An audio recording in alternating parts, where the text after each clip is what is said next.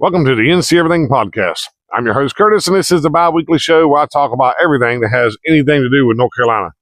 It's that time of year again for the Halloween special, and I was at the State Fair last week in relation to this recording, so I got kind of behind. I didn't have a lot of time to work on anything, but I've been kind of collecting, creepy stories over the years, creepy pasta, I think what some people call it. And so I just kind of jotted down some of the creepy stories I've come across, and they're not in any particular order. They're just one after another. Some of them are really short. One of them's fairly long. There's a little bit more stuff to say on it. I'm not going to say all of them are true, but I'm certainly not going to say any of them are untrue. It's all, I guess, all depending on what you believe. Now, real quick before I get into it, if you check the links below, you'll see a link for the YouTube video, the YouTube channel. If you're listening on a podcast player and you want to watch on YouTube, click the link and it'll take you straight there. Most of the time I try to link you straight to this video, but it may link you to one of the other videos and then you can find this one. And if you're watching on YouTube and you're tired of seeing me, I can be found on most podcast players. I think Apple Podcasts is the big one. I don't actually have any Apple products, but I hope they don't kick me out for that, but I think Apple Podcasts is the biggest one, followed by Spotify. They may be in a race. Anyway, most podcast players, that's where I'm at. Also, there's a link for Tasting NC, a show I do with my wife where we taste everything that has anything to do with North Carolina. And ironically, I found the video that we recorded last year after the fair of tasting fair food, and I never uploaded it. I don't know why I didn't. It's uploaded now, but it's private, but I'm probably going to make that public pretty soon. But it's an old video, and I know y'all ready to get into it. I haven't went through the links slowly in a long time, so I kind of wanted to go through that. And if you want to contact me, my email address is thenceverythingpodcast@gmail.com. Reach out, say hello, tell me you love the show, you hate it, and my favorite. If you have any ideas for episodes, any listener suggestions, that's where you send them. thenceverythingpodcast@gmail.com. And I think that's just about everything. So let's go ahead and get into the content. The first story on my list is about the Duke Mansion. I don't think I really knew much about the Duke Mansion, but apparently it's down in Charlotte, unless I got the wrong Duke Mansion. But here's the story. You got a guy named John Avery, and he was one of the former owners of Duke Mansion. Well, he starts having an affair with this young writer, and he didn't say her name. But John Avery, he always told this writer that no matter what, he would come for her. That actually sounds weird the way I said it. No matter what, he'd come for her. I guess come to be with her. And one thing he reiterated was, dead or alive, I'm going to come for you. And she and him, they held on to this affair for a long time, but eventually it became evident that he wasn't ever going to leave his wife to come be with her. And so she shut the affair down. About a year later, he reaches out to her and says he wants to meet up with her. And for whatever reason, she decided she was going to do that. So she meets up with him and she goes to give him a hug. And the story is she passed right through his body. And then she heard him whisper, dead or alive. It didn't say if he vanished after that or what, but that's kind of where the story ends. That part ends. She finds out, what was it? She finds out after the fact, after going through his body, that he had died a week earlier. So obviously that was his ghost, I'm assuming. And that's the end of the first story. Like I said, some of them are going to be kind of short. That's a short one. I don't know if you've ever been to Duke Mansion. Again, I'd never heard of it. It does say that you yourself can stay in one of Duke Mansion's 20 beautifully decorated rooms today. I don't know if there's a guarantee you're going to see any paranormal activity, but you yourself can stay down in Duke Mansion. And so on to the next one. This one is the Biltmore Hotel. Now, the Biltmore Hotel, again, I hadn't never really did any research on the Biltmore Hotel, but I did find out it was built by the Coen brothers, and that's the Moses Coen brothers. I mean, one of them's name was Moses. The other one, I did not put his name, but if you've ever heard of the Moses Coen house, that was one of the Coen brothers. The Coen brothers, their office was in the Biltmore Hotel, along with their accountant. His name was Philip. Philip also lived in the hotel in room 332. Now, the story is that Philip died under mysterious circumstances next to the hotel, kind of in an alley there next to the hotel. Now, my notes say that the mysterious circumstances surrounding why he died is that he may have found some kind of discrepancy in the billing since he was an accountant, and he may have been murdered because of that. It doesn't say that the Coen brothers murdered him, but anyway, assumingly nobody really knows why he died. But they say that people who stay around, or they say that people who stay in a hotel can hear loud footsteps and a bunch of shuffling paper around 332, Philip's old bedroom. But another ghost, another spirit that haunts the Biltmore Hotel is a spirit named Lydia. And apparently she was a prostitute. My notes say Lady of the Night, but I don't think I need to pull my punches like that. She was a prostitute. And she was pushed down the stairs by, I guess, an ill client, an unsatisfied customer. He pushed her down the steps and killed her.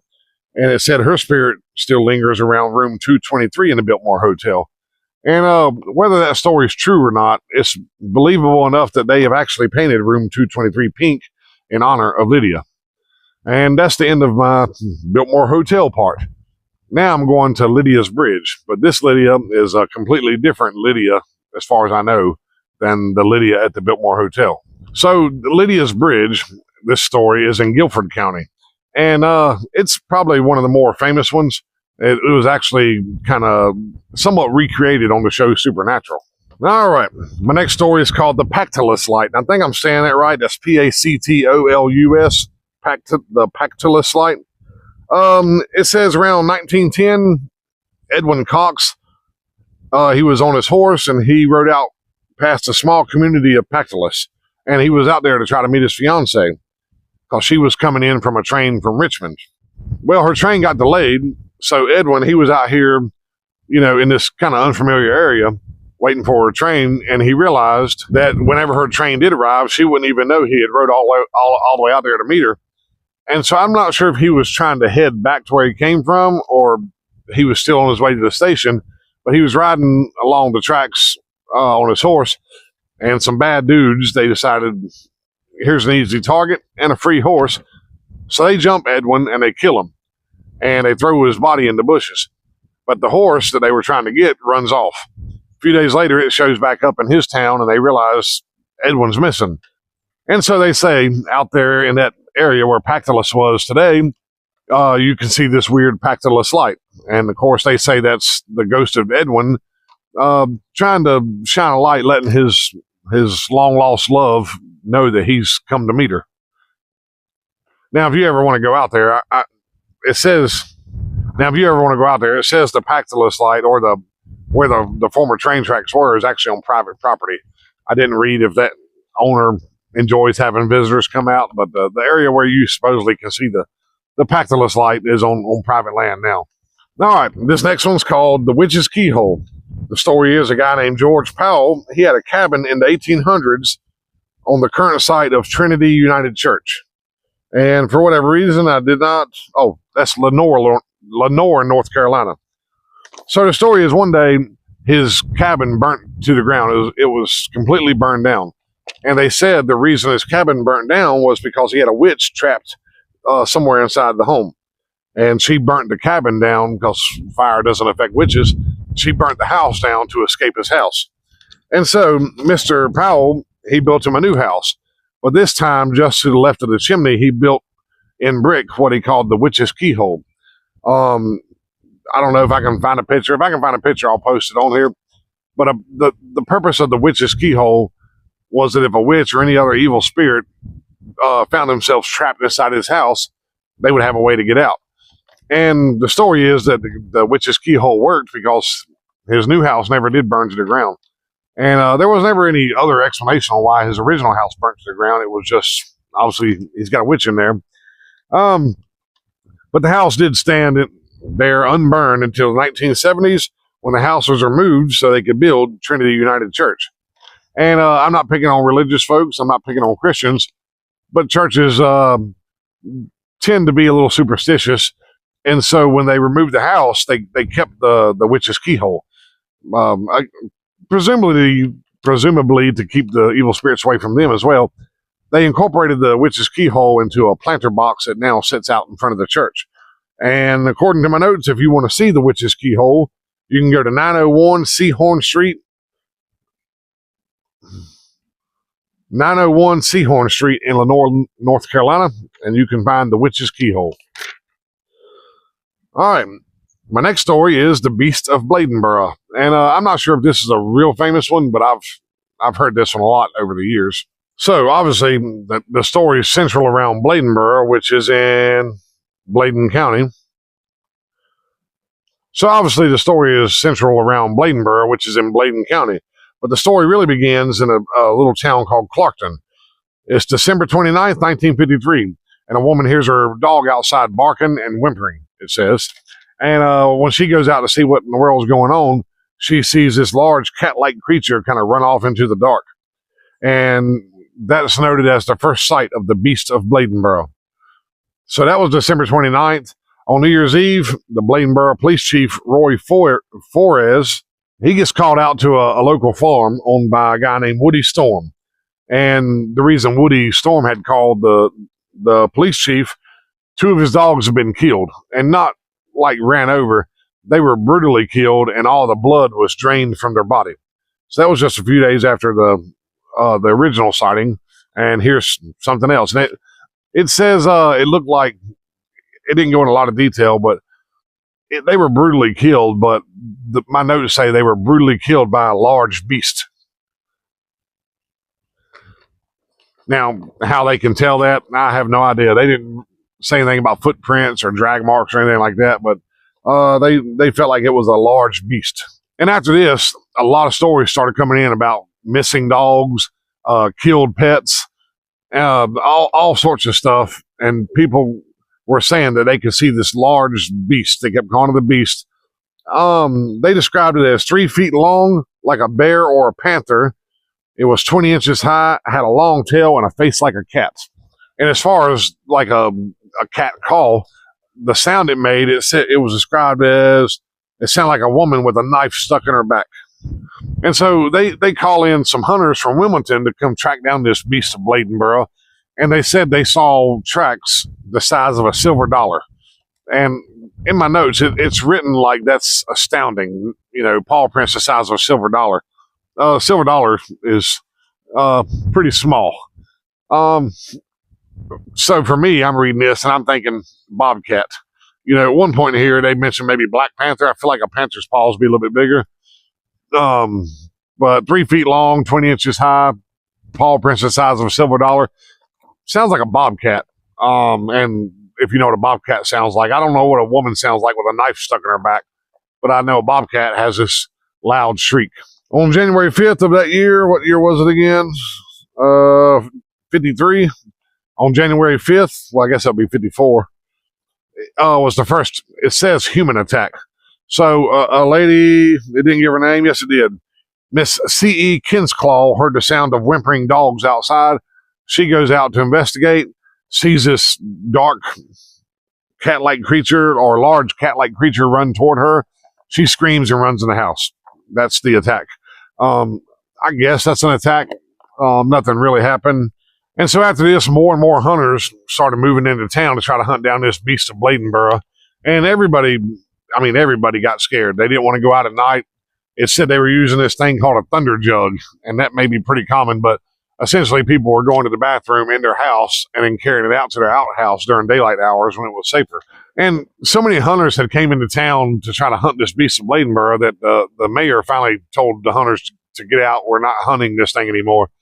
And then on January 13th, what they describe as an unusually large bobcat had been trapped by a local farmer. So they killed it, and 2 men hung it from a flagpole in town and posted a sign underneath stating, "This is the Beast of Bladenboro." And naturally, after this larger than usual bobcat was killed, the Beast of Bladenboro story kind of settled down. The fear kind of went away. Everything started kind of going back to normal. Now, I say that, but I remember hearing about the Beast of Bladenboro when I was a kid. So people still talk about it, and they actually have this every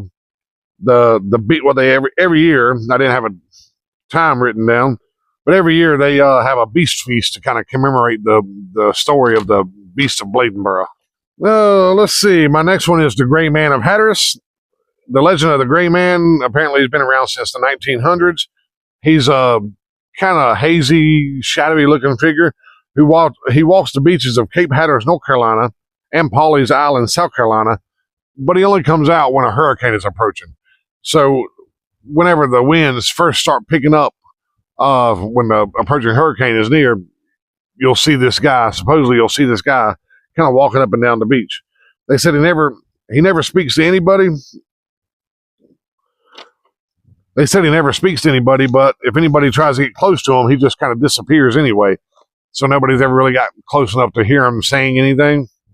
As far as who this guy might be, some people say he's a sailor from an island and, he was killed in a hurricane. Some people say he's the ghost of George Pawley, who was the original owner of the land that became Pawleys Island.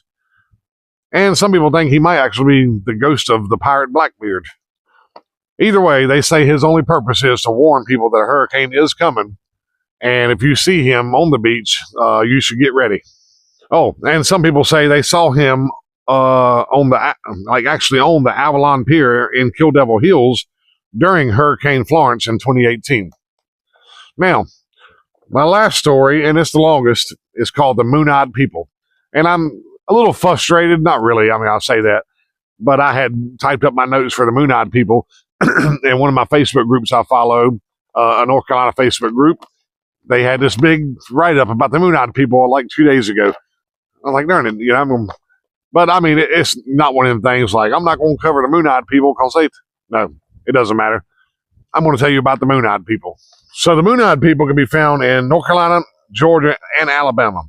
And evidence of their existence kind of relies on like rock formations. They'll see unusual rock formations that weren't caused by Mother Nature. Somebody did this intentionally, and they say that's the Moon-Eyed People. One of the most popular, pieces of evidence from the Moon-Eyed People is actually in Georgia, just over the North Carolina line. It's in Fort Mountain State Park. So there's an 850-foot long stone wall, and in some areas the stone wall is 2 feet high. In some areas it's 6 feet high. They believe the wall was constructed somewhere around 400 to 500 AD. Now, why would the Moon-Eyed People build this big wall? It was because they were at war with the Creek Indians. Oh, I forgot a part. I'm not sure if this is why they call them Moon-Eyed People, most likely. The Moon-Eyed People don't like to come out during the day. Similar to vampires, they like it dark. So while they were at war with the Creeks had drove them off their homeland. And they can only move at night, but they drove them out at night. But apparently it was a full moon night. And even the light from the full moon was too much for the Moon-Eyed People. It was too bright. It has to be pretty dark. Now, that's similar reason why you probably won't see many Moon-Eyed People today. Because their eyes are sensitive to the light, they have to live in underground caverns and stuff. So once the Creeks drove them off their original homeland, they had to find more caverns and caves and dark places to live. Now, the thing about the Moon-Eyed People, it's a Native American legend, or I think it starts from Native American, but these aren't Native American people. They're said to have skin, white, very, very white, pale skin. So keep that pale white skin thing in mind. It comes back again later, I'm pretty sure. Another version of the story, we blame the Creeks for driving the Moon-Eyed People out. Another version of the story is it was actually the Cherokee who drove the Moon-Eyed People out. Said their homeland was actually near Hiawassee. I just lost my notes. Their original homeland was near Hiawassee, which is near Murphy, North Carolina, and that the Cherokee attacked them, drove them out, and that's why they now supposedly live in caves and caverns. Now, one thing I thought was interesting, and I've been doing a lot of research on Native American lore and history. It's hard to find a lot of it, or in my opinion. But the Cherokee and a lot of Native Americans, in their beliefs, they're not alone here. We share the world with all sorts of supernatural beings and creatures. But it's interesting that, according to my notes, they never talk about the Moon-Eyed people as being anything supernatural. They talk about them like they are another type of human or another race of humans here on the planet with us. And again, I'm going to get back to that in a minute, but keep that in mind. They never talk about the Moon-Eyed people like they're some sort of creature. And so the reason that might be, apparently there's a Cherokee, well, they believe that the story of the Moon-Eyed people may be from a Cherokee story about the Cherokee actually meeting white people. And it didn't say if this was supposed to be Columbus or the Vikings or somebody else. But some people believe that these Moon-Eyed people are actually Europeans. Now, the Europeans that the Cherokee may have been talking about were people belonging to a Welsh prince named Owain Gwynedd.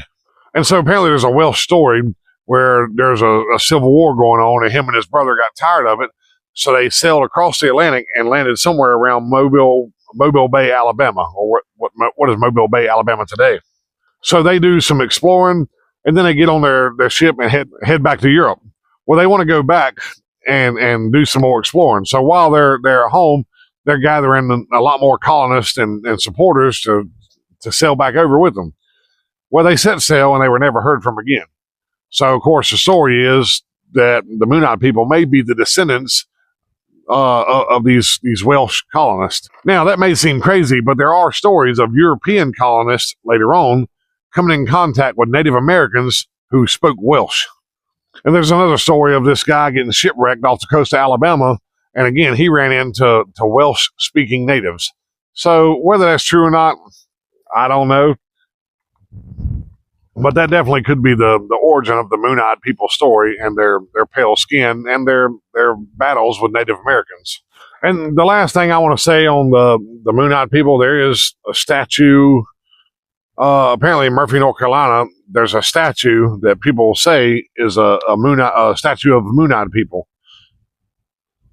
Apparently, supposedly in the 1800s, a farmer dug up this statue on his property, and it depicts two people standing close together, and they have really flat faces. And again, for some reason, they think that's the Moon-Eyed people in this statue. And that's really all I have on the Moon-Eyed people. I can tell you because I researched it. I didn't do a deep dive in this episode, but there's a lot of cool stuff on the Moon-Eyed people and how they may be Europeans. And it's definitely worth checking into. Again, I want to take a little break from the history podcast. Somewhat. We can give you a Halloween episode. I hope you enjoyed it. That's all I have all together. So now that we're at the end, I really do hope you enjoyed the show. And if this is your first time listening and you're a little unsure about it, I have 130 some other episodes. Maybe you'll find one you like. But again, thank you for listening. As always, thank you for listening. I sure appreciate everything. And if you like the show, don't forget to rate, review, and subscribe. And I was actually looking through my analytics the other day, and most of my listeners are not subscribed. You're not obligated to subscribe in order to listen to the NC Everything podcast, but the subscriptions do help. So do the ratings and reviews. So if you like the show, feel free. Don't forget to check out the links for more NC Everything content. And I guess I'll talk to you in a couple weeks.